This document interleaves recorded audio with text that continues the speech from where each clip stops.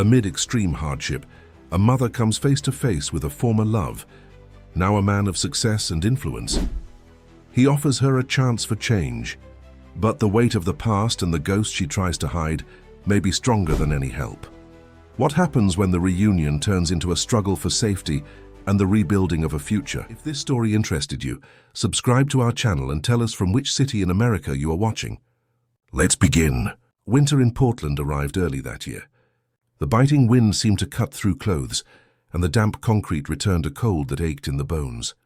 For Victoria Summers, it was another challenge among many. For months she had lived with her son Lucas, between public shelters, bus terminals and crowded hostels. A single mother since the boy's birth, Victoria never had much, but after losing her job as a cleaning assistant at a hospital and being evicted from the small room she rented in the Cedar Hills neighborhood, she began to live with only the essentials, her courage, a worn backpack, and the non-negotiable mission to protect her son, Lucas.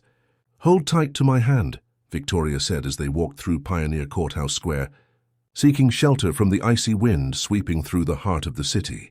Her fingers were red, and the 5-year-old boy's nose ran constantly. "I'm cold, Mum," he murmured, pulling at the thin coat Victoria had obtained from a local parish donation. "I know, my love. We'll find a warm place, okay? Today we're going to continue our adventure through the invisible city, remember?" Victoria avoided begging. Her pride, her last refuge of dignity, prevented her from holding out her hand at traffic lights or at restaurant doors. She preferred to look for temporary cleaning jobs or flyer distribution, but she wasn't always successful. On many days, she relied on meals from volunteers or stale bread left at the church near Director Park. Her focus was to ensure Lucas didn't realize the extent of their deprivation. She invented stories to distract the boy during cold nights and told him they were traveling through invisible cities. Sidewalks became maps. Shelters turned into makeshift castles. He believed it. She pretended she did too. "Are we sleeping in the stone castle today, Mum?" Lucas asked as they crossed SW Washington Street, referring to the municipal shelter near the Greyhound bus station. "I think so, my prince. But first, let's try to find something warm to eat," she replied, feeling her stomach ache with hunger. On an especially cold morning, Victoria entered a small cafe located in the lobby of Portland International Airport with Lucas. She had managed to earn a few dollars washing a car window the day before and decided to invest in a cup of coffee to ward off the cold. It was early, there was hardly any movement, and the warmth of the environment offered a welcome respite. She ordered a glass of hot water and a coffee, sitting discreetly in a corner, hoping to go unnoticed by the attendants who might expel her at any moment. She was tired, hadn't slept properly in days, and for an instant she relaxed her shoulders. It was then that the past caught up with her. Across the counter, a man in a navy blue suit organized his briefcase and opened a laptop. It was Raphael Maxwell, her first love. They had met in their teens at Oregon State High School, when Victoria attended evening classes and he, with grand dreams, already spoke of entrepreneurship. The two fell in love amidst borrowed books and promises of a better future. But circumstances separated them. Raphael had won a scholarship to study business administration in New York City, and then left for an exchange program in the United States. Victoria never knew if he tried to contact her afterward. Life didn't allow her to wait. Sitting with her son on her lap and her hair awkwardly tied back, Victoria recognized him immediately, but instinctively turned her face away. Her worn clothes, her tired face, her eyes that held nights spent outdoors, everything about her screamed that this was not the time for a reunion. Raphael seemed the same in essence, but now he exuded success. From the news that occasionally circulated on city billboards and in the newspaper she flipped through at the shelter, he had become the founder of a social impact startup focused on inclusive education called New Paths. He won awards, gave interviews, and was cited as an example of overcoming adversity and entrepreneurship. He was in another world. She didn't want him to see her in that situation. "Mom, can I drink a little of your coffee?" Lucas asked, interrupting her train of thought. "Just a tiny sip, okay?" "Coffee isn't good for children," she replied, still glancing sideways at Raphael, who was now talking on his cell phone while typing something on his computer. Even with her caution, Raphael saw her. It was quick. A distracted glance crossed hers, and something in his eyes wavered. A brief moment of recognition. Victoria grabbed Lucas's hand and left the cafe before the recognition was complete. She walked quickly through the airport corridors until she found the exit. Outside, the wind blew again, and with it came memories she struggled to keep locked away. "Why did we run, Mom?" Lucas asked, confused. Because we're going to miss the bus, son," she lied, pulling him toward the bus stop that would take them back to the city center. In the days that followed, she tried to forget what had happened. It was just a coincidence. He must have been on his way to a conference. He wouldn't come back there. And even if he did, it wouldn't make a difference. The past was the past. Victoria had more urgent problems. Winter intensified, and finding shelter at night became increasingly difficult. The municipal hostel was always crowded, forcing them to sleep in bus terminals or under the awnings of closed stores. "Is it snowing, Mom?" Lucas asked one night, watching the frost begin to form on the ground of the square where they were sitting. "No, son. It's just frost. A type of ice that appears when it's very cold," she explained, rubbing the boy's hands to warm them. "But one day I'll take you to see real snow, I promise. Like in the story of the Ice Queen you told me?" "That's right, just like in the story," she replied, swallowing the lump forming in her throat. Promises she didn't know if she could keep hurt more than the cold. The next day, while distributing flyers for a pharmacy on the SW Washington Street pedestrian mall, Victoria spotted a familiar face. Her heart quickened when she confirmed. It was Raphael walking slowly, looking around as if searching for someone. Instinctively, she hid behind a newsstand, pulling Lucas with her. "What's wrong, Mom? Are we playing hide-and-seek?" the boy asked, amused. "Yes, son, we're playing hide-and-seek," she whispered, watching Raphael talk to a street vendor, showing something on his cell phone. Was it a photo? Was he looking for her? Victoria felt a mixture of fear and hope. Part of her wanted to be found, wanted someone from her past, someone who knew her when she still dreamed of the future, to recognize her. Another part, however, felt shame. How would she explain the last 6 years? How would she tell about the choices, the mistakes, the circumstances that led her to that situation? For 3 consecutive days, Raphael appeared in the city center, always with the same behavior, walking slowly, observing, asking questions. Victoria avoided him, changing her usual routes, hiding in alleys or stores when she spotted him. But on an intensely rainy afternoon, seeking shelter under the awning of the Avenue building, she had no escape. "Victoria? Is that really you?" The deep, familiar voice reached her before she could flee. She turned slowly, holding Lucas's hand tightly. Raphael stood there, partially wet from the rain, his brown eyes fixed on her with an expression of surprise and something more. Could it be relief? "Hi, Raphael," she replied, her voice almost disappearing under the sound of the rain. "I knew it was you. At the airport, I was sure, but you disappeared so quickly," he said, approaching cautiously as if fearing she would run away again. Lucas watched the man with curiosity, partially hiding behind his mother's leg. Raphael looked at the boy and then at Victoria, a million questions in his eyes. "Is he your son?" he asked, though the answer was obvious. "Yes, this is Lucas," she replied, placing her hand on her son's shoulder. "Lucas, this is a friend of Mommy's, Uncle Raphael." "Hi, Uncle Raphael," the boy said shyly. "Do you have an umbrella?" Raphael smiled, easing the tension of the moment. "I do, and it's big enough for all of us. Would you like to have some hot chocolate?" "There's a cafe nearby." Victoria hesitated. Her pride told her to refuse, but Lucas's hopeful look at the mention of hot chocolate made her give in. Besides, the rain showed no signs of stopping anytime soon. "All right?" "Thank you," she replied, accepting the invitation more for her son than for herself. In the small, cozy cafe, Lucas sipped his hot chocolate with enthusiasm, while Victoria held her cup with both hands, enjoying the warmth emanating from it. Raphael watched them, still processing the unexpected encounter. "Victoria, what happened? How did you get into this situation?" he finally asked, keeping his voice low so Lucas wouldn't hear. She stared at her cup, avoiding his gaze. "Life happened, Raphael. Not everyone has the luck or opportunities you had." "I know, I'm sorry. I didn't mean to sound... It's just that..." He hesitated, searching for the right words. "I looked for you when I came back from New York City, you know? I went to your house, talked to your aunt." She said you had moved but didn't know where.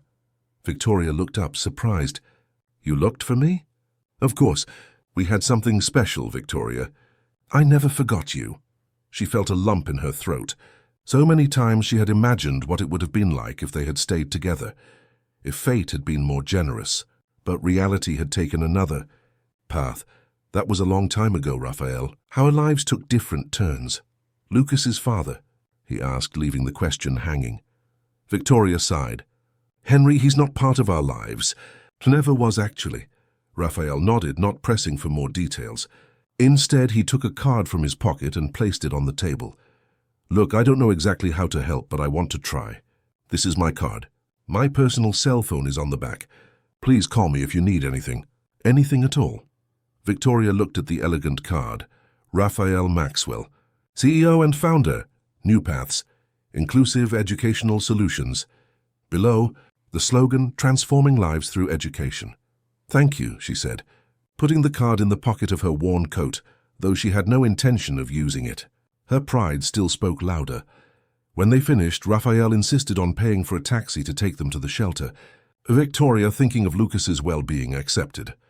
In the car, the boy quickly fell asleep, exhausted from the day and warmed by the chocolate.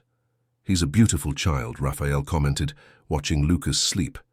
He has your eyes. Victoria smiled, looking at her son with affection. He's all I have. It doesn't have to be like this, Victoria. Let me help you both. I don't want charity, Raphael. It's not charity. It's doing what's right. Please think about my offer. Not for you, but for him, he said, indicating Lucas with a nod. When the taxi stopped in front of the municipal shelter, Raphael got out of the car and opened the door for them. Under the light rain that was still falling, they said goodbye. Will you visit us again, Uncle Raphael? Lucas asked sleepily. Raphael looked at Victoria, waiting for her permission. She hesitated but nodded slightly. If your mom lets me. Of course, champ, he replied, crouching down to the boy's height. That night, lying on the thin mat in the shelter, with Lucas asleep beside her, Victoria couldn't sleep. Memories of the past mingled with the uncertainties of the present. Raphael represented a life that could have been hers, an alternative reality, where everything had gone right. Part of her wanted to believe that he genuinely cared, that his offer of help was sincere. Another part, hardened by years of struggle and disappointments, suspected his intentions. Raphael's card weighed in her pocket, like a promise or a threat, she couldn't tell. What she knew was that for the first time in a long time, she felt something beyond constant fear and exhaustion, a small, fragile hope. Outside the shelter, unbeknownst to Victoria, Raphael remained in his car, watching the simple building where she and Lucas had entered. Something inside him had broken when he saw her in that situation, so different from the vibrant young woman, full of dreams he had known years ago. He picked up his cell phone and dialed a number. Marina. Sorry to call at this hour. I need your help to speed up that project on temporary housing for single mothers. Yes, it's urgent. I want to implement it as quickly as possible. As he spoke, Raphael kept his eyes on the shelter. His mind was already drawing up plans, strategies, solutions. He didn't know exactly how, but he was determined to help Victoria and Lucas, not out of pity or charity, as she feared, but because something within him, something that had been dormant for years, was awakening again, a feeling that had never truly died, only waited for the right moment to resurface. I also need you to research everything about a certain Henry, he added. I don't have the last name yet, but I'll find out. Hanging up, Raphael took a deep breath. The reunion with Victoria was no accident. He believed that some people entered their lives for a reason, and others never truly left, even when physically absent. Victoria had always belonged to the second category. Now fate had brought them together again, and he wouldn't waste this chance. The next morning, when Victoria and Lucas left the shelter, they found Raphael waiting on the sidewalk outside, with 2 cups of coffee and a small box of hot chocolate for the boy. It was just the beginning of a journey that would forever change the lives of the three. Lucas's smile upon seeing Raphael waiting outside the shelter was immediate. Victoria, on the other hand, felt a mixture of surprise and discomfort. Uncle Raphael came, the boy exclaimed, running towards the businessman who crouched down to his height. Good morning, champ. I brought hot chocolate for you. Raphael said, handing the small box to the boy. "And coffee for you, Victoria. I imagined you might need it." She accepted the coffee reluctantly. "You didn't have to do that." "I know. I wanted to," he replied simply. "Have you had breakfast yet?" Before Victoria could invent an excuse, Lucas answered with childlike sincerity. "We had bread, but it ran out. The lady at the shelter said there'll only be more food at lunch." Raphael exchanged a look with Victoria, who averted her eyes, embarrassed. "How about we go have a real breakfast? I know a great bakery nearby," he suggested. "Raphael, I appreciate it, but I can't accept. You've already been kind with the coffee and chocolate," Victoria replied firmly. "Please, Mom," Lucas pleaded, pulling her hand. "I'm hungry." Victoria felt her stomach tighten. Not from hunger, though she was also hungry, but from guilt. How could she deny food to her son because of her pride? She took a deep breath and nodded. "All right, but just breakfast." At the bakery, Lucas devoured one cheese bread after another, while Raphael and Victoria conversed cautiously, like two strangers trying to relearn each other's language. "So you founded this company. New Paths? What exactly do you do?" she asked, trying to keep the conversation on neutral ground. "We started as an online education platform for underprivileged communities," Raphael explained. "The idea was to provide free educational content for those who didn't have access to good learning materials. Over time, we expanded into other areas: professional training, social entrepreneurship, legal support. Our goal is to build bridges where social divides exist." Victoria watched him speak passionately about his work, seeing in him the same idealism that had enchanted her years ago, now matured and put into practice. "And is it working?" she asked, genuinely curious. "More than I expected," Raphael replied with a modest smile. "Last year, we helped over 5,000 people get their first formal job. And we just closed a partnership with the state government for a pilot project for temporary housing for vulnerable single mothers." Victoria raised her eyebrows. "What a coincidence, isn't it?" Raphael looked at her directly. "It's not a coincidence, Victoria. The idea already existed, but I admit that finding you and Lucas accelerated the process. Sometimes we need to see a reality up close to truly understand it. I don't want to be your charity project." "Raphael," she said, lowering her voice so Lucas, engrossed in his hot chocolate, wouldn't hear. "That's not how I see you," he replied sincerely. "Think of it this way. You would be the first beneficiaries of a program that was already being developed. It's not charity, it's an opportunity. And you wouldn't be the only one. We're selecting 20 families for the pilot project." Victoria remained silent, considering the proposal. Part of her wanted to refuse immediately, to protect herself from expectations that could turn into disappointments. Another part, however, looked at Lucas and saw the chance to offer her son something better than bus terminals and crowded shelters. "Can I think about it?" she finally asked. "Of course," Raphael replied, respecting her space. "No pressure. But I'd like you to see the place before you decide. We got an old building in the Pearl District and completely renovated it. Each family will have a small individual apartment, with a bedroom, living room, kitchen and bathroom. There are also common areas: a laundry room, a playroom for children, study rooms, and an amphitheater for courses and activities."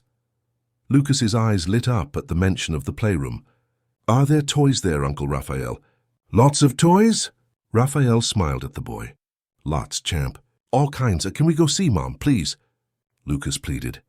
Victoria sighed, yielding to her son's hopeful eyes. "We can take a look, but I don't promise anything, okay?" That same afternoon, Raphael took them to see the New Start, as the project had been named. The building, an old 4-story residential complex, had been completely renovated with a colorful facade and landscaped common areas. While Lucas excitedly explored the playroom accompanied by an educator, Victoria toured one of the model apartments. "It's small, but functional," Raphael explained, showing the approximately 40-square-meter space. "All the furniture is new, and each family receives a basic kit of household utensils." Victoria touched the bed, neatly made with clean sheets, feeling the softness of the fabric under her fingers. It had been so long since she had slept in a real bed. She looked out the window and saw the inner courtyard where some children were playing under the supervision of monitors. "How long can families stay?" she asked. "The initial project foresees 6 months, extendable for another 6 depending on the progress of each case, Raphael replied. During this period, we offer training courses, psychological support, legal guidance, and assistance in job searching. The idea is that by the end of the program, families will achieve financial and emotional autonomy.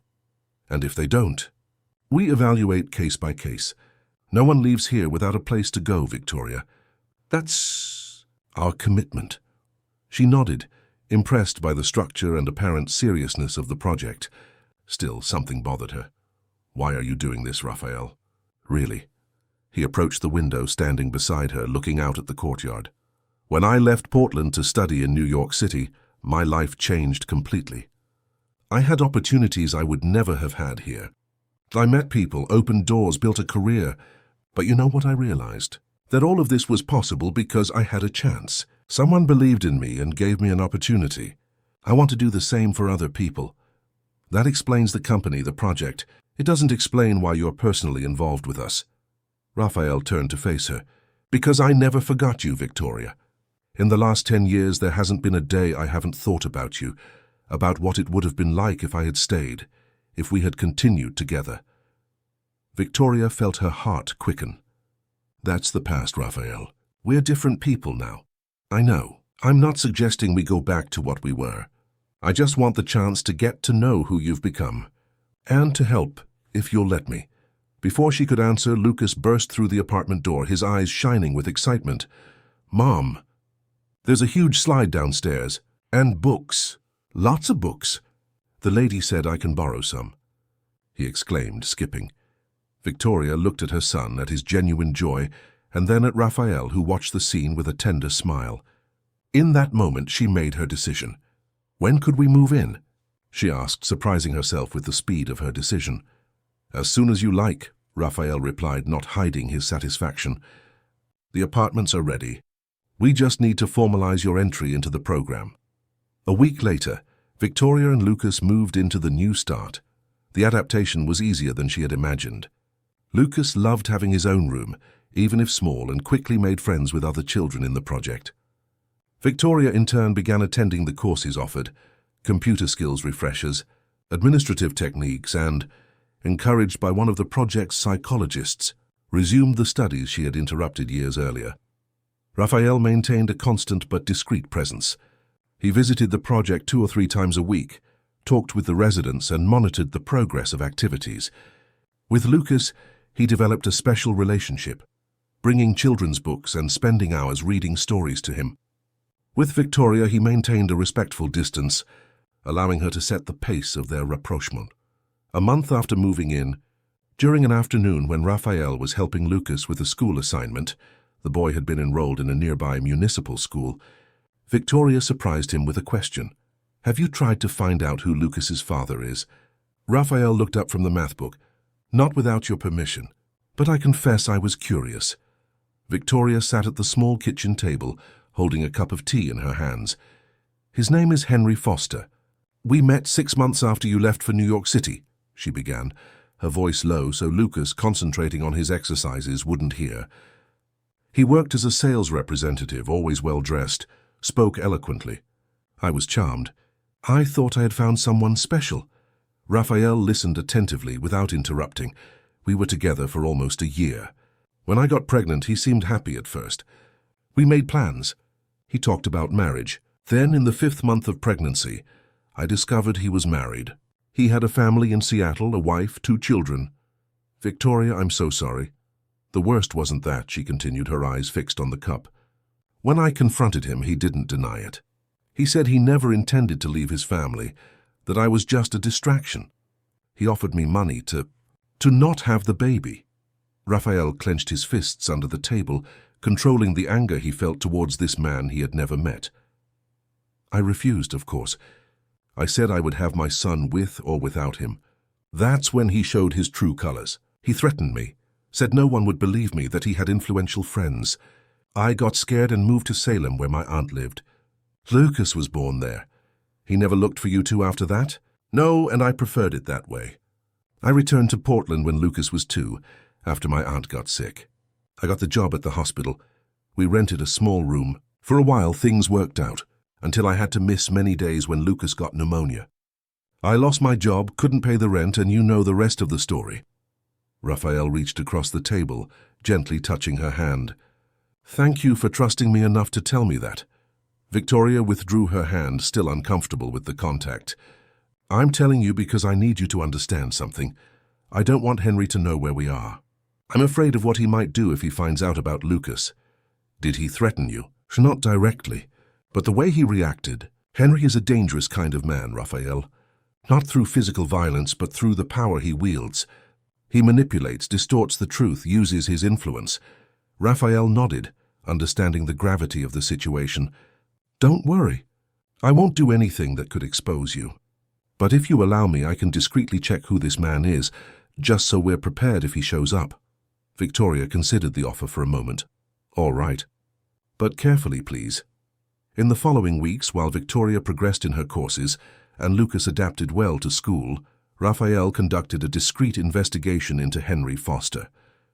He discovered that Henry had divorced 2 years prior, that he continued to work as a sales representative for a pharmaceutical company, and that he did, in fact, maintain contacts with influential people in local politics. What worried Raphael most, however, was discovering that Henry had a history of lawsuits for unpaid child support and even a complaint of psychological abuse against his ex-wife, which was later withdrawn. He was exactly the type of man Victoria had described: manipulative, cunning, accustomed to using his charm and connections to get what he wanted. On an August afternoon, 2 months after moving into the New Start, Raphael invited Victoria for coffee after she finished her computer course. Lucas was at school, and they would have an hour before picking him up. "How are classes going?" Raphael asked as they walked to a nearby cafe. "Surprisingly well," Victoria replied with a discreet smile. "The teacher said I have a knack for the programs. I'm thinking of taking the advanced Excel course next." "That's great. I always knew you were smart.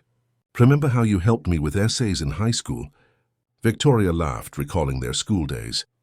"You were terrible with spelling. Still am. My assistant corrects my emails before I send them," he confessed, laughing too. At the cafe, after ordering, Raphael adopted a more serious expression. "Victoria, there's something I need to tell you about the New Start project." She felt a chill in her stomach. "Is there a problem?" "Are they closing it?" "No, nothing like that," he quickly reassured her. "In fact, we're expanding. We received more funding than we expected, and the state government approved the continuation of the program for at least 2 more years." "That's wonderful," she exclaimed, relieved. "Yes, it is. But it also means more visibility. Newspapers, television, social media. Everyone wants to cover the initiative. And that worries me because of your situation with Henry." Victoria paled. "You think he could see us? Find out where we are?" "It's a possibility we can't ignore," Raphael replied frankly. "That's why I wanted to talk to you. In the coming weeks, we'll have a reporting team filming a documentary about the project. They want to interview some of the beneficiary families, show their stories of overcoming adversity. And you want me to participate," she concluded. "Actually, I want the exact opposite.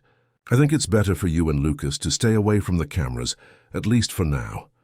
I've already talked to the production team. I explained that some residents prefer to preserve their privacy." Victoria breathed a sigh of relief. "Thank you for thinking of that. I really wouldn't want to appear." Raphael hesitated before continuing. "There's one more thing. I found out some information about Henry." He told Victoria what he had discovered, trying to be delicate but honest. She listened in silence, her fingers gripping the coffee cup tightly. "I knew it," she finally said. "Somehow I always knew he was that kind of person. I just didn't imagine he had reached that point with his own family." "The important thing is that you're safe now," Raphael affirmed, "and I'll do everything in my power to keep you that way." Victoria looked at him, really looked, as she hadn't in a long time. She saw not just the successful businessman or the old boyfriend, but a man who genuinely cared, who had put his time, resources, and reputation at the service of people whom many would consider invisible. "Why do you care so much, Raphael?" "About us, about all these families." He took a moment before answering, as if searching for the exact words. "When I was a child before I met you, my mother and I went through a similar situation," he revealed, surprising her. My father abandoned us, leaving only debts. We lost everything, stayed with relatives, then in a shelter. It was a short period, just a few months, but I never forgot how we were treated, the looks of pity or contempt. I didn't know, Victoria murmured. You never mentioned. It was something that embarrassed me in adolescence. I wanted to appear strong, self-sufficient. Only later, as an adult, did I realize that experience had shaped who I became. What we managed to overcome was thanks to people who reached out, who saw beyond our circumstances. Victoria felt her eyes well up, moved by the revelation. That explained so much about Raphael, about his determination to help, his deep understanding of the difficulties she faced. Thank you for telling me, she said, lightly touching his hand across the table. That simple touch, the first she had initiated since their reunion, seemed to mean a lot to both of them. A small gesture of regained trust, of walls slowly being torn down. The following weeks brought an almost normal routine for Victoria and Lucas. She completed her computer course with distinction and began an administrative internship at New Paths itself, where she could work while Lucas was at school. The boy in turn flourished in the stable environment, with adequate food and the security of a home. Her relationship with Raphael evolved slowly. They had dinner together once a week, usually with Lucas present, talking about daily life, future plans, occasionally recalling school days. There was mutual respect, a cautious rediscovery of who they had become. The wounds of the past began to heal. One September afternoon, while working at the reception of New Paths, Victoria received a call that would change everything. It was Marina, Raphael's assistant. "Victoria, did you see today's newspaper?" she asked, her voice tense. "No, I've been busy with reports all morning." "Why?" "The New Start is on the cover. A full-page story about the project, with photos and everything." Raphael tried to avoid it, asked to postpone publication, but the newspaper had already closed the edition. Victoria felt her blood run cold. Are there photos of me, of Lucas? Not of you specifically, but there are images of the common areas, of children playing in the courtyard. And they mention that the project houses 20 families, mostly single mothers with their children. "I see," Victoria murmured, trying to keep calm. "Thank you for letting me know, Marina."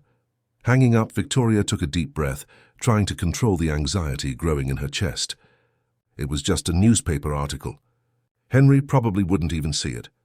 Even if he did, he wouldn't know she was there. There were 20 families after all, but fate has a peculiar sense of humor. That same afternoon, while picking up Lucas from school, Victoria spotted a familiar face across the street.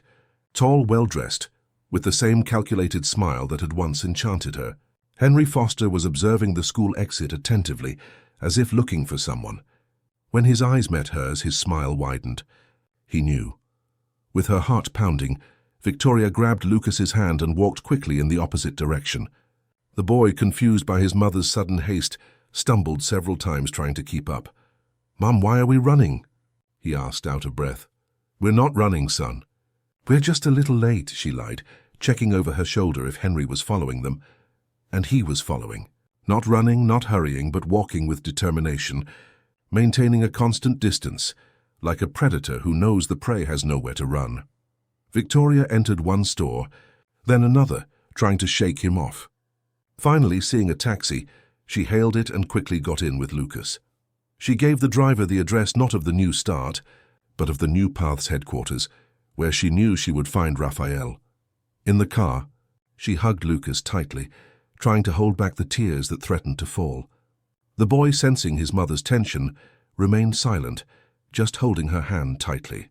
When they arrived at the office, Victoria asked to speak with Raphael urgently. He was in a meeting, but seeing the state she was in, he interrupted everything to see her. "He found us," she said as soon as they were alone, while Lucas drew in a corner of the room. "Henry, he was at the school watching the exit. He saw me, Raphael." "He saw Lucas." Raphael paled. "Are you sure it was him?" "Absolutely. And I'm sure it wasn't a coincidence. Somehow he found out." "The newspaper article," Raphael concluded, running a hand through his hair in a gesture of frustration. "It must have been that." "Damn it, I tried to stop it." "It doesn't matter now," Victoria interrupted. "What matters is that we can't go back to the New Start. He probably already knows where it is and will be waiting for us." Raphael nodded, understanding the gravity of the situation. You can stay at my apartment for now. It's a secure building. He won't be able to get in. I don't want to involve you in this, Raphael. I'm already involved, Victoria. And I won't let you face this alone. That night, Victoria and Lucas settled into Raphael's spacious apartment in the Nob Hill neighborhood. The place reflected his personality, organized, elegant, but welcoming. There were books everywhere, artwork on the walls, and a balcony overlooking the Portland Japanese garden. Lucas, exhausted by the day's tension, fell asleep quickly in the guest room. Victoria, however, couldn't relax. She stayed in the living room looking out the window at the city lights, wondering where Henry was, what he was planning. He won't give up easily, she said to Raphael, who offered her a cup of tea. I know Henry. When he wants something, he pursues it until he gets it. What do you think he wants? Victoria shook her head. I don't know for sure. It could be revenge for me disappearing with his son. It could be that he saw the article about the project and realized there's money involved. An opportunity for extortion. Or maybe what? Raphael prompted when she hesitated. Maybe he wants Lucas, Victoria completed, her voice almost a whisper. Not out of love, but out of control. To hurt me. To show he can. Raphael sat beside her on the sofa, taking her hands in his. I won't let that happen, Victoria. I promise. Tomorrow I'll talk to my lawyers. We'll resolve this legally. She looked at him, grateful for his presence, for his support, but still fearful. What if it's not enough? What if he uses his connections, his money? Then we'll fight with the same weapons, Raphael replied with determination. I have resources too, Victoria. And more importantly, I have the truth on my side. You on my side. That night, while Raphael slept on the sofa, and Victoria finally managed to rest in the guest room with Lucas, a plan began to form in Henry Foster's mind. Sitting in his car, parked near the building where the New Start project operated, he stared at a photo in the newspaper. The image showed Raphael Maxwell, the famous social entrepreneur, surrounded by children from the project. Among them, partially visible, was a boy Henry instantly recognized as his son. So that's how it is, Victoria, he murmured to himself, a cold smile forming on his lips. You ran from me for 5 years, and now you've found a rich protector. We'll see how long that lasts. Picking up his cell phone, he dialed a number. Hello, John. It's Henry. I need that favor you owe me. Yes, it's about paternity rights. I want to file for shared custody immediately. The next morning, Victoria woke with a start. For a moment, she didn't recognize where she was. The spacious room with elegant furniture and soft sheets was an immense contrast to the places she had slept in recent months. Beside her, Lucas still slept deeply, his little face relaxed, oblivious to the worries consuming his mother. An aroma of fresh coffee filled the room when Raphael gently knocked on the half-open door. Sorry to wake you, he said, but I thought you'd need this. He extended a steaming cup. Victoria sat up in bed, accepting the coffee with a grateful smile. Thank you. Not just for the coffee, but for everything. Raphael sat on the edge of the bed, maintaining a respectful distance. Did you manage to sleep? A little. I stayed up late thinking, trying to understand how Henry found us so quickly. I've been analyzing that too, Raphael replied. The newspaper article came out yesterday morning.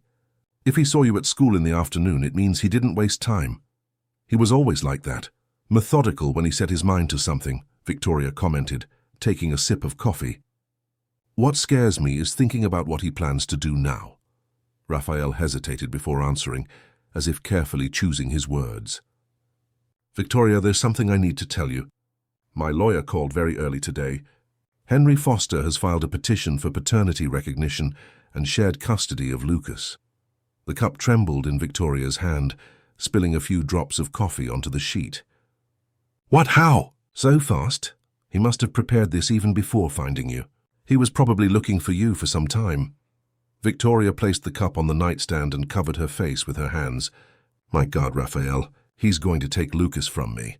After 5 years of ignoring his own son's existence, now he wants to take him from me. Raphael moved closer, placing a hand on her shoulder in a gesture of comfort. It won't happen, Victoria. First, this isn't an automatic decision. The judge will review the case, hear both sides. And the fact that Henry never contributed financially or emotionally to Lucas's upbringing counts heavily against him. "You don't understand," she said, her voice choked with fear. "Henry has influence. He knows important people. He always gets what he wants. And I have the resources to hire the best lawyers," Raphael replied with determination. "Besides, we have the truth on our side. We can prove that you raised Lucas alone, facing extreme difficulties while he was absent by his own choice." Lucas stirred in bed, beginning to wake up. Victoria quickly wiped her eyes, forcing a smile so as not to worry her son. "Good morning." "My love," she said, stroking the boy's disheveled hair. "Good morning." "Mom," he replied, rubbing his sleepy eyes. When he noticed Raphael, his face lit up. "Uncle Raphael, are we at your house?" "We are, champ," Raphael replied, smiling. "And did you know I made pancakes for breakfast? With chocolate syrup, just the way you like it." "Yay," Lucas exclaimed, jumping out of bed immediately. While the boy ran to the bathroom to wash up before breakfast, Raphael took the opportunity to finish the conversation with Victoria. "I've scheduled a meeting with my lawyer for this afternoon. I'd like you to come with me. We need to be prepared for what's ahead." Victoria nodded, still shaken by the news, but grateful not to be facing it alone. During breakfast, they kept the conversation light so as not to worry Lucas. Raphael suggested that the boy not go to school that day, inventing a trip to the park as an excuse. Victoria agreed. She didn't want to risk Henry appearing at the school again. "Uncle Raphael, why did we come to sleep at your house?" Lucas asked while devouring his pancakes. "Isn't our apartment at the New Start cool?" Raphael and Victoria exchanged quick glances. "It's super cool, son," Victoria replied. "But Uncle Raphael's apartment is closer to the park where we're going today. And he has this amazing kitchen where he makes delicious pancakes, doesn't he?" Lucas seemed to accept the explanation, concentrating again on his breakfast. Victoria breathed a sigh of relief. The less her son knew about Henry and his intentions, the better. Later that morning, while Lucas watched cartoons in the living room under the care of Marina, Raphael's assistant Victoria received a call on her cell phone. "Unknown number." With a pounding heart, she answered. "Hello. Long time no see, Victoria." Henry's voice, smooth and controlled as always, sent a chill down her spine. "How did you get my number?" she asked, moving away so Lucas wouldn't hear the conversation. "I have my ways. Just as I managed to find you after all these years." "What do you want, Henry?" "I believe my lawyer has already made it clear. I want to meet my son. I want to be a part of his life." Victoria stifled a bitter laugh. "After 5 years? After offering me money not to have him?" "Don't make me laugh. People change, Victoria. I made mistakes, I admit that. But I have the right to know my son." "You have no right to anything," she replied, trying to control the anger in her voice. "Lucas doesn't even know you exist, and I intend to keep it that way." There was a pause on the other end of the line. When Henry spoke again, his voice had lost its smoothness, revealing a cold, calculating tone that Victoria knew well. "I see you found a new protector. Raphael Maxwell, the great philanthropic entrepreneur. I must say you aimed high this time." "It's nothing like that. It doesn't matter. What matters is that I have legal rights and I will exercise them. But we can resolve this civilly if you cooperate." "What are you proposing?" Victoria asked, suspicious. "A meeting, you, me, and my lawyers, to discuss an agreement that benefits everyone, especially Lucas." "I won't meet you without my own lawyers," she replied firmly. "Of course, bring whoever you want," Henry agreed easily. "Tomorrow at 2 p.m. at Dr. John Miller's office. I'll send the address by text message." Before she could respond, Henry hung up. Victoria remained motionless, the phone still in her hand, feeling a mixture of anger and fear that seemed to paralyze her. "Victoria? Are you okay?" Raphael's voice brought her back to reality. He watched her with concern. She shook her head, trying to reorganize her thoughts. "It was him, Henry. He wants a meeting tomorrow with lawyers." Raphael frowned. "That's the unexpected. Usually in these cases, all communication goes through the lawyers. He always preferred direct contact. It's how he exerts control, seeing people's reactions, manipulating the situation to his advantage." "You don't have to go if you don't want to," Raphael said. "We can handle all this legally without direct confrontations." Victoria took a deep breath. "No, I'll face him. I'm tired of running, of being afraid. But I want you to come with me." Raphael nodded, gently squeezing her hand in a gesture of solidarity. "I'll be by your side every step of the way." In the afternoon, as agreed, They met with Edward Parker, Raphael's lawyer. In his office in downtown Portland, they discussed the situation and possible strategies. Legally, his position is weak, explained Edward, a middle-aged man with a serene and calculating expression. He abandoned the child even before birth, never contributed financially, never showed interest. But if he can prove that you deliberately prevented him from having contact with his son, that could complicate things. I didn't prevent him, Victoria defended herself. He knew I was pregnant, he knew I had the baby. He never cared to look for us. That's good, but we need proof. Anything that demonstrates his negligence and your effort as a single mother. I have some old messages, Victoria said, from early in the pregnancy, when he suggested an abortion, and later when he said he didn't want involvement with the baby. Excellent, Edward replied, taking notes. The more material we have, the better. Now, about this meeting tomorrow. I don't like the idea, but I understand your decision. I just ask that you don't sign anything, don't make verbal agreements, and allow me to speak when it comes to legal matters. Victoria agreed, feeling more confident with professional support. When they left the office, it was already early evening. Lucas, who had spent the day with Marina visiting the Portland Art Museum and the Portland Japanese Garden, was exhausted but happy. "It was the best day of my life, Mom," he exclaimed as they returned to Raphael's apartment. "Aunt Marina took me for ice cream after the museum, and I chose 3 different flavors." Victoria smiled, her heart aching at the thought of how her son's life could change if Henry obtained shared custody. Lucas was a happy child, despite all the difficulties they had faced. The idea of seeing him divided between 2 homes, 2 completely different realities, deeply frightened her. That night, after putting Lucas to bed, Victoria found Raphael on the apartment balcony, contemplating the city lights with a glass of wine in his hand. "Want company?" she asked hesitantly. "Always," he replied, indicating the chair beside him. Victoria sat down, accepting the glass he offered her. For a few minutes they sat in silence, just absorbing the tranquility of the night. "I'm scared, Raphael," she finally admitted. "Not just of Henry, but of the future. Of how all this will affect Lucas." Raphael turned to face her. "You are the strongest person I know, Victoria. You've been through things that would have destroyed many people, but you kept fighting, protecting your son, maintaining your dignity. If anyone can face this and emerge victorious, it's you." She felt her eyes well up at his sincere words. "Thank you for believing in me. I don't know what I would have done if you hadn't shown up." "You would have found a way, as you always have," he replied. "But I'm happy to be here now, to be able to help." Their gazes met, and for a moment time seemed suspended. Raphael leaned in slightly, and Victoria didn't pull back. When their lips touched, it was as if something dormant within her awakened, a feeling she had harbored for years, hidden beneath layers of pain and survival. The kiss was brief, gentle, a cautious rediscovery. When they parted, Victoria felt her face flush. "Sorry," Raphael murmured. "Perhaps it's not the right time." "I don't know if there's a right time for us," she replied with a sad smile. "There always seems to be something in the way." "This time we'll face it together," he said, taking her hand in his. "Whatever happens tomorrow or in the coming days, I'm not going anywhere, Victoria." "Not this time," she nodded, wanting to believe, allowing herself for the first time in years the hope of a different future. The next morning, as they prepared for the meeting, Raphael received a call from Edward. His face grew serious as he listened to the lawyer. "What happened?" Victoria asked as soon as he hung up. "Edward discovered something about Henry. It seems he's in serious financial trouble. His pharmaceutical company is on the verge of bankruptcy, and he has considerable debts." "That explains the timing," Victoria concluded. "He's not interested in Lucas. He's interested in the money he can get from this." "Probably. Edward thinks he'll propose a settlement, give up custody in exchange for financial compensation." Victoria shook her head, disgusted. "Using his own son as a bargaining chip. How can someone be so low?" "It's despicable," Raphael agreed. "But at least we know what we're dealing with.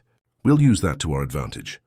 They left Lucas again in Marina's care and headed to Henry's lawyer's office. The location, high up in a commercial building in Nob Hill, exuded opulence and power, exactly the kind of environment Henry appreciated. In the meeting room, Henry was already waiting for them, accompanied by 2 men in suits. Seeing Victoria enter with Raphael and Edward, His false smile wavered slightly. "Victoria, long time no see," he greeted, rising to shake her hand. She ignored the gesture, sitting directly on the other side of the table. Raphael and Edward positioned themselves beside her, forming a protective barrier. "Let's get straight to the point," Victoria said, keeping her voice firm. "What do you want, Henry?" "I want to meet my son, as I've already said," he replied, resuming his confident posture. 5 years is too long for a father to be away from his child." "A father?" Victoria repeated with irony. "You were never a father, not for a single day." "Because you didn't give me that chance," he retorted. "You disappeared when you found out about the pregnancy. How could I exercise my paternity without knowing where you were?" Edward intervened before Victoria could respond. "Mr. Foster, we have messages from you 5 years ago where you explicitly rejected paternity and suggested that my client terminate the pregnancy. You were fully aware of the child's existence and chose not to participate in his life."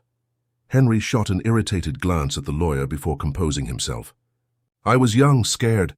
I made mistakes, but now I want to fix that. I want to be part of my son's life." "Why now?" Raphael asked, speaking for the first time. "Why after 5 years of silence?" "Curiously, just when your company's financial situation is declining." Henry's face hardened.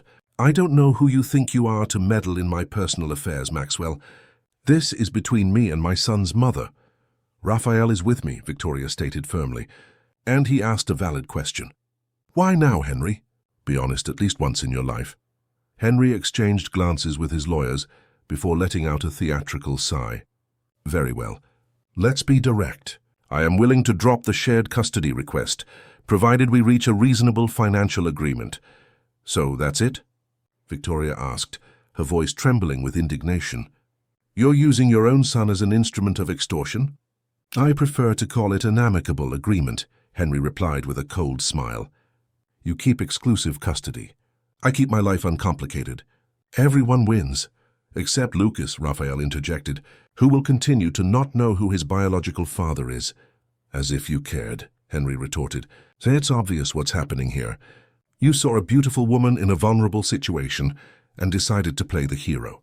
You're probably having fun playing daddy with my son." Raphael stood up abruptly, his fists clenched. Edward placed a hand on his shoulder, restraining him. "Mr. Foster," the lawyer said in a controlled voice, "I suggest you maintain respect in this meeting. We are here to discuss the child's interests, not to exchange insults." Henry shrugged, leaning back in his chair. "Sorry for the exaggeration. So back to our agreement." "There is no agreement," Victoria interrupted, surprising everyone with the firmness in her voice. "I will not pay you a cent to stay away from my son. If you want to prove in court that you have rights over him, go ahead. But be prepared to explain your abandonment, your threats, your total absence for 5 years." "You know I can make this difficult, Victoria," Henry warned, his friendly tone replaced by a veiled threat. "I have resources, contacts. I can turn your life into hell.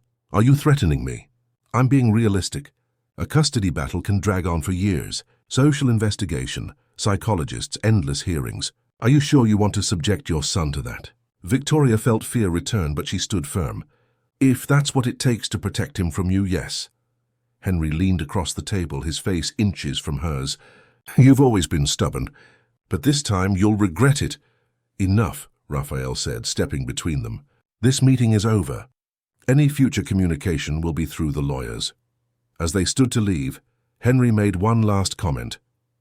"Your New Start project is admirable, Maxwell. It would be a shame if the press discovered that you're using public resources to fund your love affair with one of the beneficiaries." Raphael stopped at the door, turning slowly. "Is that a threat?" "An observation," Henry replied with a smile. "Journalists love a story about conflicts of interest." On the way back, Victoria remained silent, absorbing everything that had happened. Henry's threat was clear. He would use any means to get what he wanted, even if it meant destroying reputations, exposing private lives, or worse, involving Lucas in a traumatic legal battle. "He'll carry out the threat," she finally said. "He'll go to the press. He'll try to tarnish your reputation, destroy the New Start project." "Let him try," Raphael replied, determined. "The project is solid, transparent. There's no conflict of interest. You were selected by the same criteria as the other families even before we reconnected. But still, the insinuations, the rumors, they could harm everything you've built. I'm more concerned about you and Lucas, he said. What Henry might do to try to separate you. Victoria looked out the car window, watching the city pass quickly. An idea began to form in her mind, a drastic solution, but perhaps the only way to protect her son and preserve Raphael's work. Maybe we should leave, she murmured, almost to herself. What? Raphael asked, surprised. Leave Portland. Start over in another city, another state. Far enough away that Henry won't find us. Victoria, that would be running away. And running away doesn't solve the problem. It just postpones it. Besides, where would you go? How would you live? I don't know, she admitted. But we've done it before. We survived. Raphael took her hand, squeezing it gently. I don't want you to have to survive again.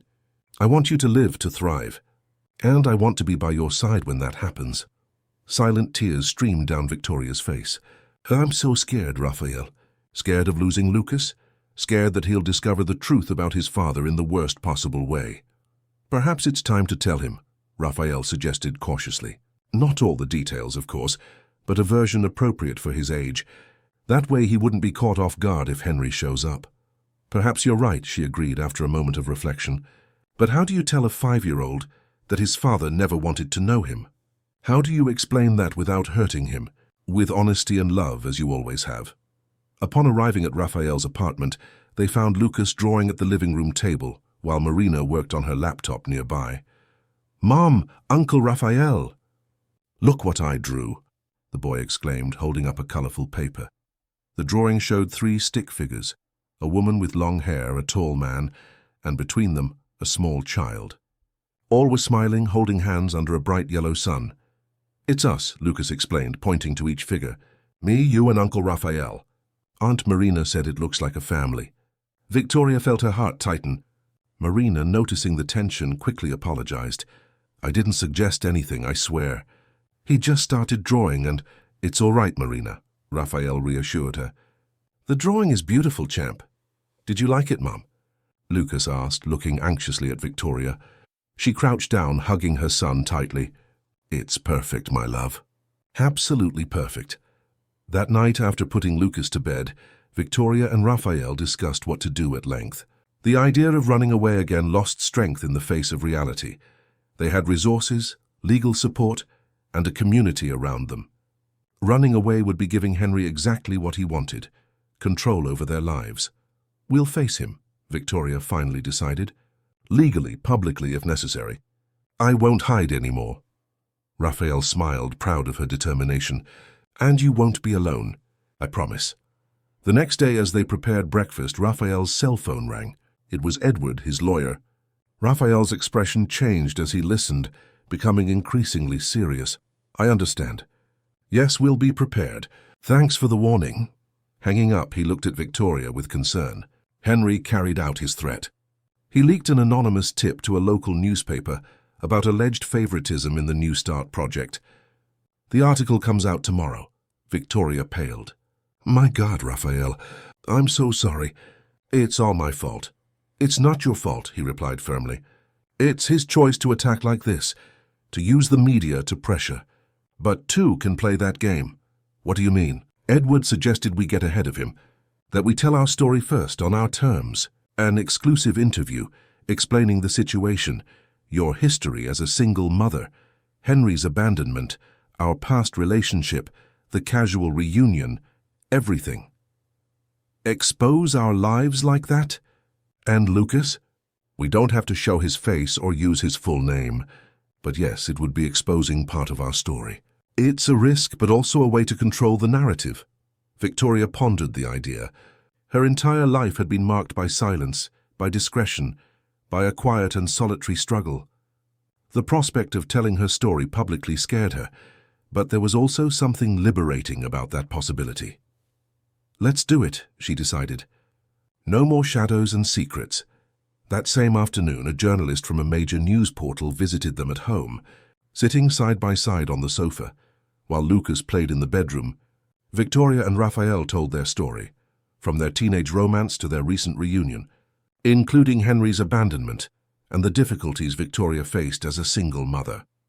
They spoke about the New Start project, its transparency and its objective selection criteria. And finally, about the recent threats and the attempted extortion. He doesn't want to be a father, Victoria explained, her voice firm despite her emotions. He wants money. And he's willing to use my son as an instrument for that. And are you prepared for a legal battle? The journalist asked. I am prepared to do whatever it takes to protect my son. I always have been. The report came out the same day, a few hours before what would have been Henry's planned anonymous tip article. The impact was immediate. On social media, a wave of support for Victoria and criticism for Henry.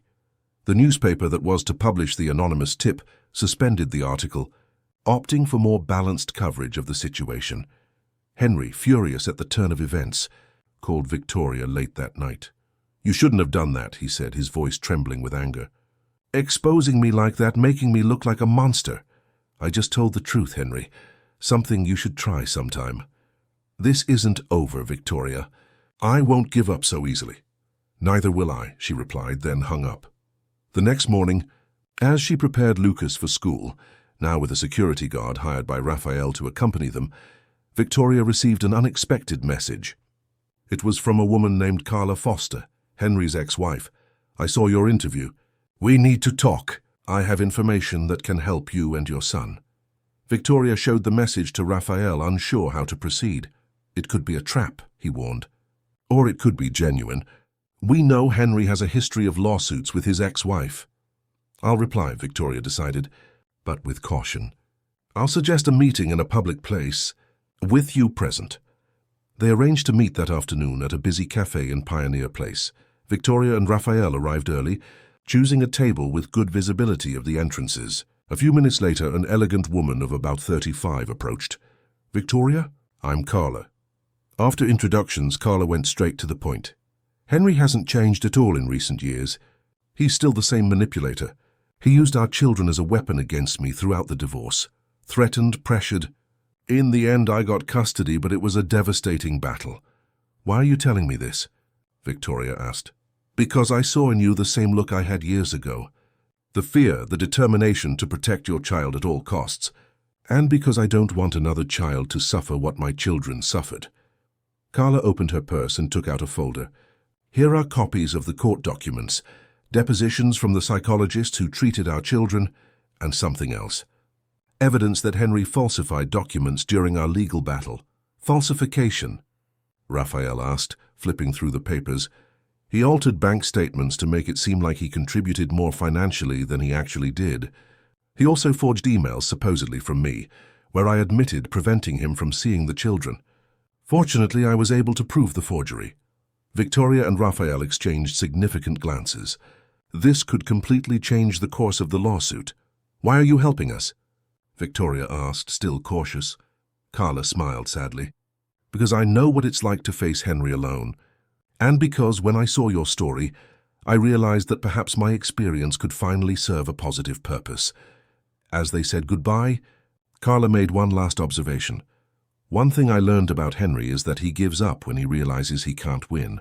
When he sees that you have strong evidence against him, that public opinion is against him, and that there are witnesses willing to testify about his character, he will back down. Men like him prefer to preserve their image above all else. That night, as they reviewed the documents provided by Carla, Victoria and Raphael began to envision a way out. With that evidence, combined with the messages Victoria had saved and Carla's testimony, they had a strong case against Henry. The battle would be difficult, but not impossible. Do you know what this means? Raphael asked, hugging Victoria after putting away the documents. You don't have to run anymore. You can stay, build a life here. Let Lucas grow up in a stable place. A life with you? She asked, looking him in the eyes. If you want to, he replied. I never stopped loving you, Victoria. Even in the years we spent apart, a part of me always knew we would find each other again. She smiled, allowing herself, for the first time in a long time, to glimpse a future where she wouldn't be alone. A future where Lucas would have stability, education, and perhaps even a father figure who loved him unconditionally. I want to try, she said, leaning her head on his chest. "One step at a time, but I want to try." In the next room, Lucas slept peacefully, oblivious to the battles unfolding around him. In his dream, he, his mother, and Raphael flew together in a giant paper airplane, crossing endless blue skies. A dream of freedom and possibilities that would soon become reality. The weeks that followed were intense. With the help of the documents provided by Carla and Edward's guidance, Victoria and Raphael prepared for what could be a long legal battle. But as Carla had predicted, Henry began to back down when he realized the strength of the evidence against him and the growing public support Victoria received. The New Start project, far from being harmed by the exposure, gained even more visibility and support. Business people, politicians, and celebrities expressed support for the initiative, and new partnerships emerged, expanding the program's reach. Victoria's story, presented with dignity and courage, inspired other women in similar situations to seek help. On a cold October morning, as Victoria had coffee in Raphael's apartment kitchen, which had temporarily become their home, her phone rang. It was Edward. "Good news," the lawyer announced without preamble. "Henry's lawyer has been in contact. They want to negotiate a settlement." Victoria felt a mix of relief and suspicion. What kind of agreement? Henry will withdraw the shared custody request and formally recognize paternity, committing to pay retroactive child support for the 5 years he was absent. "And what does he want in return?" Victoria asked, certain there was a quid pro quo. "Basically discretion, that you withdraw the public accusations and sign a confidentiality agreement about the details of the negotiation. He's concerned about his professional image." Raphael, listening to the conversation beside her, shook his head, incredulous. "After everything he did, he's still worried about his image." "It's typical of Henry," Victoria commented. "The appearances were always more important than reality to him." "And what about Lucas?" Raphael asked. "Does the agreement provide for any kind of visitation?" "Supervised visits initially," Edward explained. "Once a month in a neutral location, with a social worker present. After 6 months, a re-evaluation of the format based on the relationship's development." Victoria took a deep breath, considering the proposal. Part of her wanted to reject any agreement, to continue fighting until complete victory. Another part, however, more pragmatic, recognized the benefits of closing that painful chapter without subjecting Lucas to a prolonged legal process. "What do you think?" she asked Raphael. "It's your decision, Victoria. You know Henry. You know your son. Only you can assess what's best for you both." She appreciated his respect for her autonomy, even after everything they had shared in recent weeks. It was one of the qualities she most admired in Raphael. He supported without trying to control, offered help without imposing conditions. "I'll accept," she finally decided. "But with an additional condition. I want Lucas to be adequately prepared to meet Henry. No surprise or forced visits. He needs to understand at his own pace who this man is in his life." "I believe we can include that in the agreement," Edward replied. "I'll draft the terms and send them for your review before any signatures." After hanging up, Victoria remained silent, absorbing what that decision meant. After years of running, hiding, fearing for the future, there was finally a resolution in sight. Not perfect, not exactly as she would wish, but one that would allow them to move forward. "What are you thinking about?" Raphael asked, noticing her contemplative expression. "How to tell Lucas he's 5 years old. He barely understands the concept of a traditional family. How do I explain that he has a father he's never met and who now wants to be part of his life?" "With honesty and love, as you always have," Raphael replied, repeating the advice he had given weeks earlier. "Lucas is intelligent and sensitive. He'll understand at his level." Victoria nodded, recognizing the wisdom in his words. "I'll talk to him tonight." That afternoon, while Lucas played in the living room with a puzzle Raphael had given him, Victoria received another unexpected call.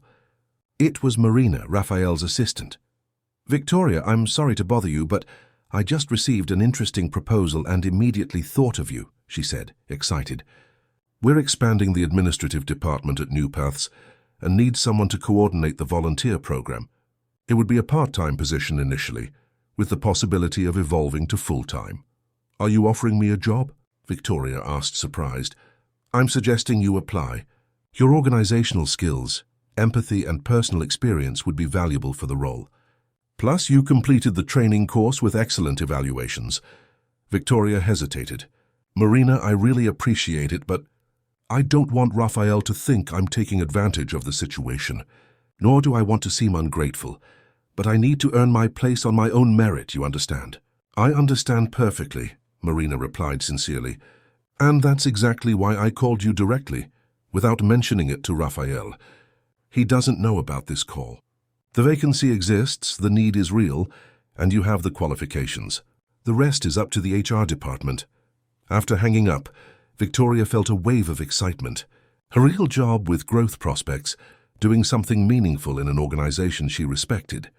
It was more than she had dreamed of when she lived on the streets with Lucas. "Mommy, look! I've assembled half," Lucas exclaimed, showing his progress on the puzzle. "That's amazing, my love," she replied, sitting beside him on the rug. "You're very persistent, you know." "What is persistent?" he asked, carefully pronouncing the new word. "It's someone who doesn't give up when things get tough, who keeps trying until they succeed. Like you, right, Mom? Aunt Marina told me you never gave up, even when we didn't have a home." Victoria felt a lump in her throat. "Yes, like me, and like you too, apparently." Lucas smiled, proud of the comparison, and returned to concentrating on the puzzle. Victoria watched him for a few moments, gathering courage for the conversation they needed to have. "Lucas, have you ever wondered about your father?" She began, trying to sound casual. The boy looked up from his toy, surprised by the question. "Sometimes. At school, almost everyone has a dad. Some have two, like Sophia. Others don't, like me. And how do you feel about that?" He shrugged, with the characteristic simplicity of children. "Normal. It's always been just you and me. But now there's Uncle Raphael too, right?" Victoria smiled at the observation. "Yes, now we have Raphael. But you know you have a biological father. Someone who helped make you. Where is he?" "He lives here in Portland. When you were in my belly, we separated. He went on with his life, and I went on with mine with you." "He didn't want to stay with us?" Lucas asked, frowning in confusion. Victoria chose her words carefully. He wasn't ready to be a father at that time. Some people take longer to learn how to care for others. And now he's ready. He says he is. And he wants to meet you. Lucas was silent for a moment, processing the information in his own way. "What's his name?" Henry Foster. "And is he nice?" Victoria hesitated. "He's different from Uncle Raphael. You'll meet him soon and you can form your own opinion, okay?" Lucas nodded, seemingly satisfied with the explanation for now. "Does he like puzzles?" Victoria smiled, relieved by the simplicity of the child's concern. "I don't know, my love. You can ask him when you meet him." The conversation naturally flowed to other topics, and Victoria realized she had worried too much. Lucas was adaptable, curious, open to new experiences. He would face this change as he had faced all the others, with the surprising resilience that only children possess. When Raphael came home that night, Victoria told him about the conversation with Lucas and also about the job offer. "That's wonderful," he exclaimed, genuinely happy for her. "Marina has a good eye for talent, and the volunteer program really needs someone with your profile. You don't mind?" "Why would I mind? You are qualified, dedicated, and know the reality of our beneficiaries better than anyone. It would be a gain for the organization. And what about us? Wouldn't people talk?" Raphael took her hands in his. "People will always talk, Victoria. What matters is what we do, not what they say about us. And what we are doing is building something honest, based on mutual respect and shared values. Nothing wrong with that." 2 weeks later, after carefully reviewing each clause with Edward, Victoria signed the agreement with Henry. The first supervised visits were scheduled for the following month, giving Lucas time to get used to the idea. To everyone's surprise, the boy seemed more curious than apprehensive about the meeting. "Do you think he'll bring a present?" Lucas asked one night as Victoria helped him brush his teeth. "I don't know, son. But remember that the most important thing isn't presents. It's spending time together, getting to know each other. Like me and Uncle Raphael, we spend time together and get to know each other more and more." "Yes, like you and Uncle Raphael," she confirmed, touched by the innocent comparison, though she knew the situations were profoundly different. Speaking of Raphael, their relationship evolved at a cautious but steady pace. Although they still lived in the same apartment, they maintained separate rooms, respecting each other's space and time. There were kisses, hugs, deep conversations late into the night, but also a mutual understanding that rebuilding trust and intimacy required patience.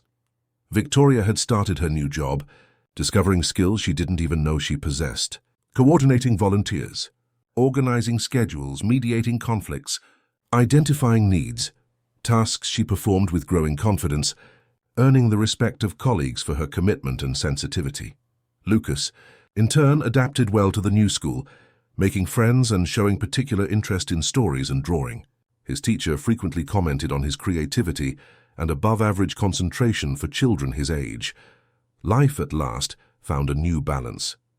Not perfect, not without challenges, but infinitely better than the days of uncertainty on the streets of Portland. On the day scheduled for the first meeting with Henry, Victoria woke up apprehensive. She had chosen a family-friendly cafe in Forest Park as the location, a neutral and public environment where Lucas could feel comfortable playing if he got bored or uncomfortable with the situation. "Do you want me to go with you?" Raphael offered as they prepared breakfast. "I think it's better not to," Victoria replied after a moment of reflection. "It will already be difficult for Lucas to process all this. Better not to complicate it with additional dynamics at this first moment." Raphael nodded, understanding. "I'll stay nearby then. If you need anything, just call." The meeting was strange, not terrible, not disastrous, just deeply strange. Henry arrived punctually, wearing casual but elegant clothes, carrying a gift wrapped in colorful paper. He greeted Victoria formally and crouched down to Lucas's height. "Hello." "Lucas, I'm Henry. Your mum must have told you about me." The boy observed him with curiosity for a few moments before replying, "You're my dad, right? The one who was busy when I was born." Henry shot a quick glance at Victoria, surprised by the child's frankness. "Yes, that's me, and I brought something for you." Lucas accepted the gift, a professional drawing kit, clearly expensive, with polite thanks, but without the enthusiasm he would normally show. During the next 2 hours, the conversation flowed in a disjointed and superficial manner. Henry asked generic questions about school and favorite games. Lucas replied succinctly, occasionally looking at Victoria as if seeking confirmation that he was acting correctly. The social worker assigned to accompany the meeting remained discreetly at a distance, making occasional notes. At the end, when Henry said goodbye, promising to return next month, Lucas merely waved politely, showing no particular enthusiasm or reluctance. "What did you think?" Victoria asked when they were alone in the car, returning home. Lucas reflected for a moment with an impressive seriousness for his age. "He's different from Uncle Raphael. He doesn't smile much, and he says things that don't seem real." "What do you mean, son?" "Like when he said he always wanted to meet me."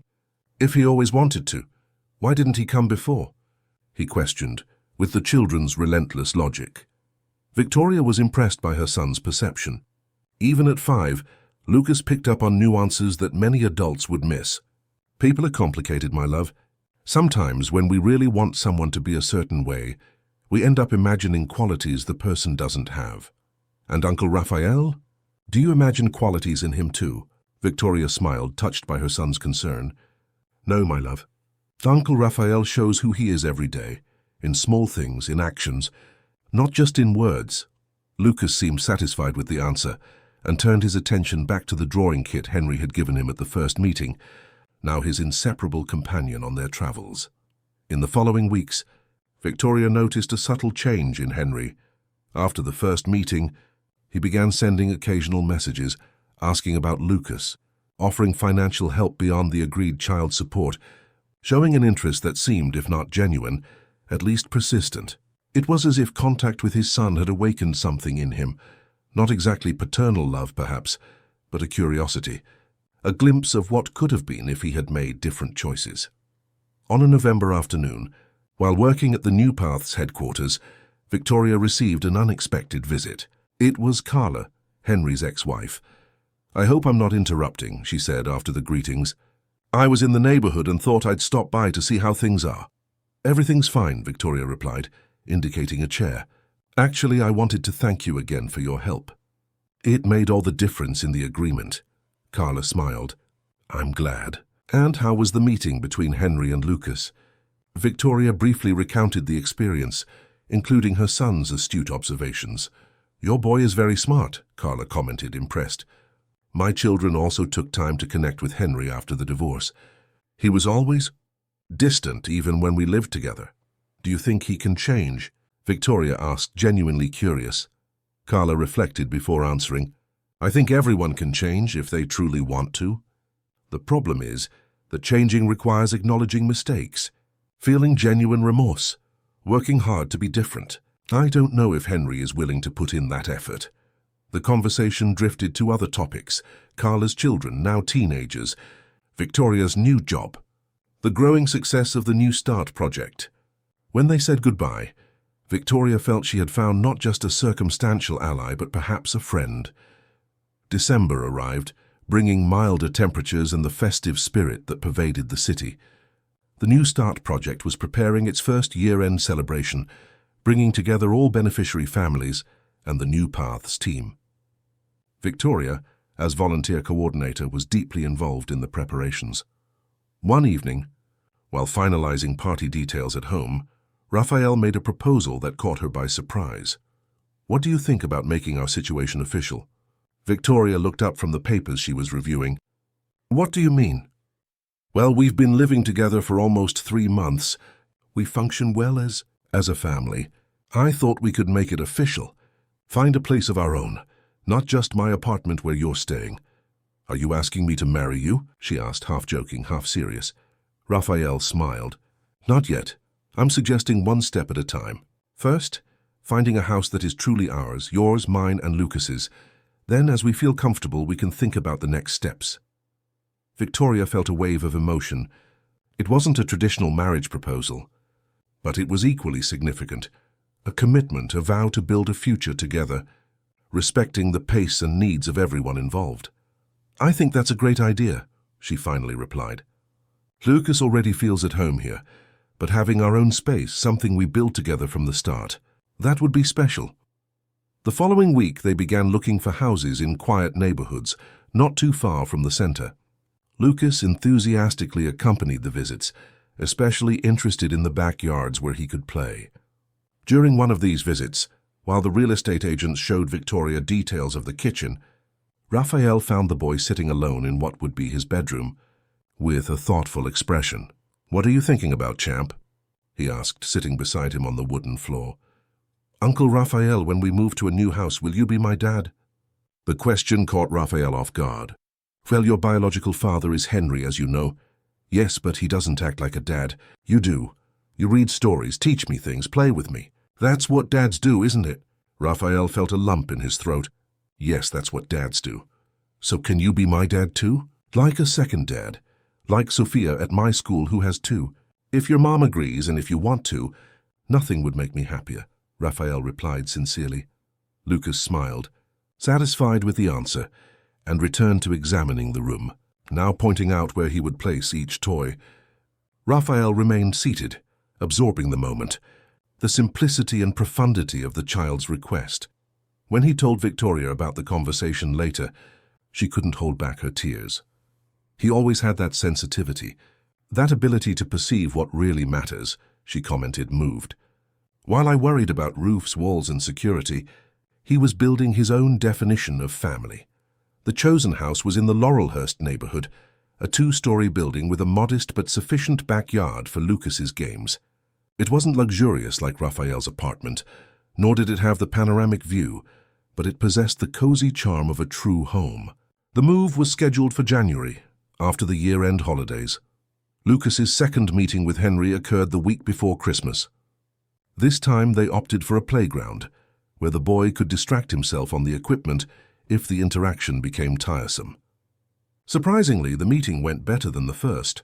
Henry seemed to have reflected on the previous experience and adopted a less artificial approach, asking fewer generic questions and making more genuine attempts to learn about his son's interests. Lucas, in turn, maintained a polite cordiality, showing no particular enthusiasm but also no explicit rejection. He accepted when Henry offered to push him on the swing, and even laughed when the man awkwardly tried to balance on one of the smaller play structures. "He tries more now," Lucas commented on the way back. "But it still doesn't feel real." "What do you mean, son?" "It's like when the teacher pretends to like a drawing that isn't good. We know she's pretending." Victoria smiled at the analogy. "Maybe he's learning, Lucas. Sometimes people need to practice to do something right, even liking other people." The boy murmured, not seeming very convinced. "Can I ask you something, Mum?" "Of course, my love. Why did you like him before?"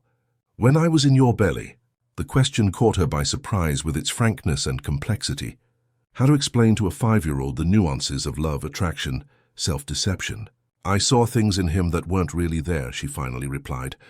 "Sometimes when we really want someone to be a certain way, we end up imagining qualities the person doesn't have." "And Uncle Raphael? Do you imagine qualities in him too?" Victoria smiled, touched by her son's concern. "No, my love. Uncle Raphael shows who he is every day, in small things, in actions, not just in words." Lucas seemed satisfied with the answer, and turned his attention back to the drawing kit Henry had given him at the first meeting, now his inseparable companion on their travels. The New Start project's year-end party was a success. Held in the building's spacious inner courtyard, it brought together all 20 beneficiary families, the New Paths team, volunteers, and some important partners. There was music, food, gifts for the children, and an atmosphere of genuine celebration. Victoria, circulating among the guests as hostess, felt a mix of pride and gratitude. Looking around, she saw people who, like her, had faced devastating circumstances and were now rebuilding their lives with dignity. She saw children who, like Lucas, finally had stability and security to simply be children. At one point in the evening, Raphael went up to the small improvised stage for a brief speech. He spoke about the project's first year, the challenges faced, the stories of overcoming adversity, and the plans for expansion in the following year. When he concluded, he surprised everyone. "To finish, I'd like to call someone who embodies everything the New Start represents: resilience, dignity, and the ability to transform adversity into strength. Victoria Summers, our volunteer coordinator, and much more. Would you please come up here?" Surprised, Victoria went up to the stage to enthusiastic applause. Raphael handed her the microphone and an envelope. "On behalf of the entire New Paths team and the partners of the New Start project, I am pleased to announce that you have been selected as the first beneficiary of our university scholarship program. Starting next semester, you will be able to study social work at Portland State University, with all expenses paid." Victoria was speechless. She looked at the envelope in her hands, then at the audience where Lucas was jumping with excitement, and finally at Raphael, whose eyes reflected pride and love. I don't know what to say," she finally managed to articulate into the microphone. "Just over 3 months ago, I was sleeping in bus terminals with my son. Today I'm here with a job, a future, and now the chance to fulfill a dream I had given up on. If this isn't a new start, I don't know what is." The audience erupted in applause. Many of the women present, who like Victoria had faced extreme situations, had tears in their eyes, tears of identification, of renewed hope, of possibilities. The week of Christmas, while preparing dinner in the apartment kitchen, Lucas surprised Raphael with a peculiar request. "Uncle Raphael, can I call Henry Dad and you Daddy? That way it won't be confusing." Raphael exchanged a quick glance with Victoria before answering. "If that's what you want, and if your mum agrees, that's perfectly fine with me." Lucas smiled, satisfied, and returned to decorating the Christmas cookies they had prepared. Later, when the boy went to sleep, Victoria and Raphael talked about the request. "He's creating his own map for this complex situation," Raphael observed. "Finding terms that make sense to him, establishing distinctions." "It's more than that," Victoria replied. "It's a conscious choice. He's saying in his own way who he truly considers his family." On Christmas Eve, while Lucas slept dreaming of the presents he would find the next morning, Victoria and Raphael sat on the apartment balcony, watching the lights of the city decorated for the holidays. "I bought something for you," Raphael said, handing her a small wrapped box. Victoria opened the present, finding a delicate golden key with a small house-shaped charm. "The key to our new home," he explained. "I finalized the purchase today." We can move in whenever we want." Victoria held the key between her fingers, feeling the weight of the symbol it represented. "Our own new beginning. One of many we'll have together. I hope," Raphael replied, taking her hands in his. In that moment, as the city slept under a starry sky typical of Portland's summer, Victoria felt a deep certainty. The journey that began on the cold streets of Portland had not just been about survival, but about finding her true place in the world. A place where the past did not determine the future, where mistakes could be rectified, where love in its multiple forms had the strength to rebuild even the most broken lives. On Christmas morning, when Lucas excitedly woke up to open his presents, he found not only the toys he desired, but something infinitely more precious, the silent promise of stability, security, and unconditional love. The little boy who had once slept in bus terminals now had a home, an expanded and complex family, and a bright future ahead of him. 6 months later, on a sunny June afternoon, Victoria sat in the backyard of their new house, watching Lucas and Raphael build a treehouse together. The boy, now almost 6, gave detailed instructions on how he wanted the window, while Raphael, with infinite patience, tried to meet all the specifications. Beside her on the garden table were her university books. She had completed her first semester of social work with excellent grades, surpassing even her own expectations. At work, she had received a promotion, taking on greater responsibilities in the program that had once welcomed her. Henry's monthly visits to Lucas continued, now in a less supervised format. Surprisingly, he showed a growing interest in his son, although there was still a certain artificiality in the relationship.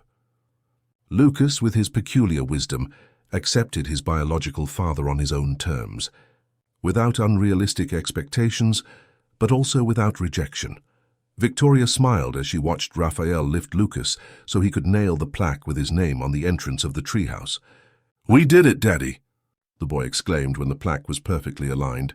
"We did it, champ," Raphael replied, hugging him proudly. Victoria stood up, approaching the two. "It's looking incredible. The architect and engineer did a first-rate job. Come see inside, Mum," Lucas invited, already climbing the small wooden ladder. As she watched her son explore his new conquest, Victoria felt Raphael embrace her from behind, resting his chin on her shoulder. "Happy?" he asked softly. "More than I ever imagined possible," she replied sincerely. The journey had not been easy. The path from the streets of Portland to that sunny backyard had been marked by pain, fear, and countless obstacles. But every step, every decision, every moment of courage had brought her there, a place of fulfillment that in the darkest days had seemed impossible to reach. "Look at the view from here, Mom," Lucas called from the top of the treehouse. "You can see the whole world." Victoria smiled, looking up at her son. In a way, he was right. From that vantage point, after all they had lived through, it truly seemed like they could see the whole world, not just as it was, but as it could be. A world of second chances, of new beginnings, of paths that cross and intertwine in unexpected but perfect patterns, and that, more than anything, was the true meaning of a new start. Dear listeners, we hope the story of Victoria, Lucas, and Raphael has touched your hearts. To continue this emotional journey, we have prepared a special playlist with equally captivating stories about new beginnings and second chances. Find it here by clicking on the left side of the screen. If this narrative about resilience and true love touched you, don't forget to subscribe to our channel and leave a like on this video.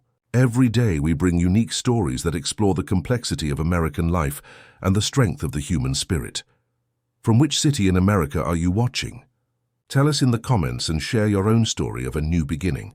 Remember, as Victoria taught us, it's never too late to rebuild your life and find your true home.